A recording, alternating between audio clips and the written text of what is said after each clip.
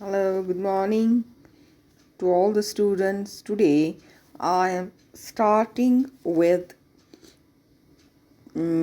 social and political life, that is social science of class 8th. Let's start with it. Today I'll start with the topic first, that is Indian Constitution.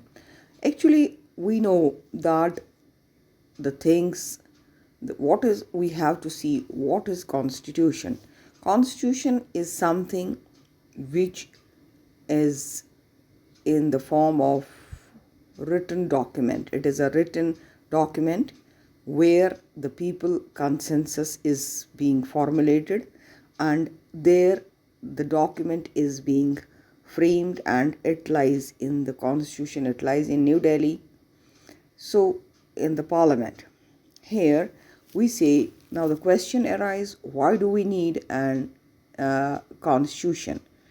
Here, when we were previously living in the form of dictatorship, at that time we did not have the say to say what is your rights, what are our duties. But now, time after independence, in 1947, we have been given a different form of government. One, we became free from the British rule. The first of all, the democracy is the government of the people, by the people, and for the people, of the people, by the people, and for the people. That means it has been rightly said by the Abraham Lincoln that it is that form of government where the people have the say. People choose their representatives, and in the same way, they have the constitution whereby the rules, whereby the laws have been implemented and formulated in constitution.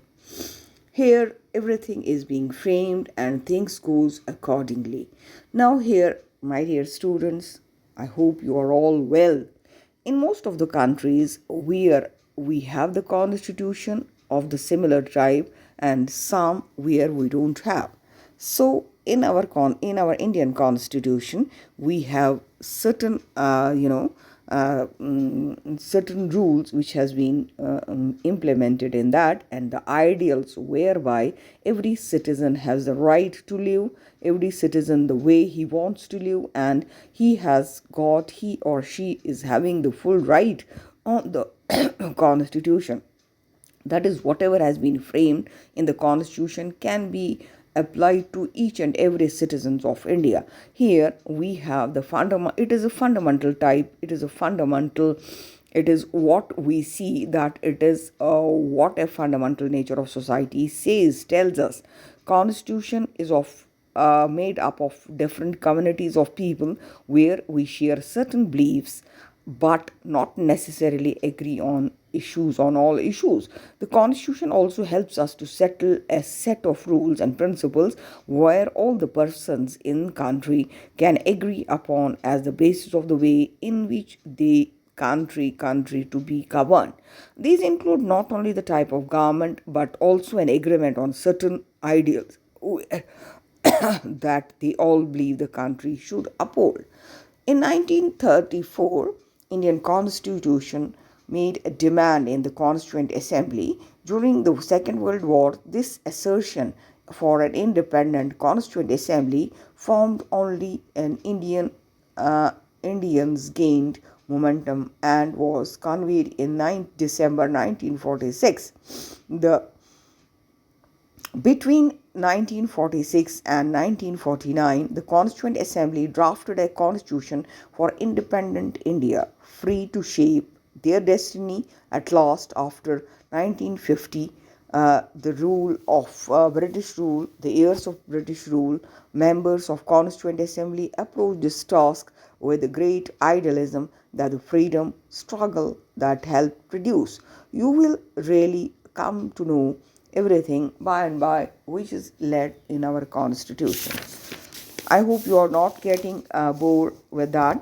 Here, what I want to say you, let's say the country of Nepal has witnessed several people struggles for democracy. There was people struggle in 1990 that established democracy that lasted for 12 years, and until 2002.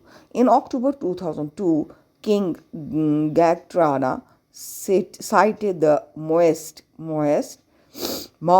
uprising in the countryside as his reason, began taking over different aspects of the government with an arms assistance. The king finally became over the head of the government in February 2005.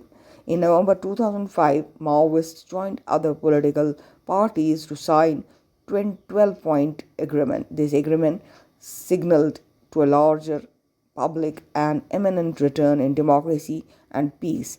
In 2006, the People's Movement for Democracy began gaining immense force. It repeatedly refused the small concessions that the king made, and finally, in April 2006, the king was restored. The third parliament asked the political parties to form the government. In 2008, Nepal became a democracy after abolishing the monarchy. The above photos clearly shows us the things very well. That's all, students. I hope you could understand what it is.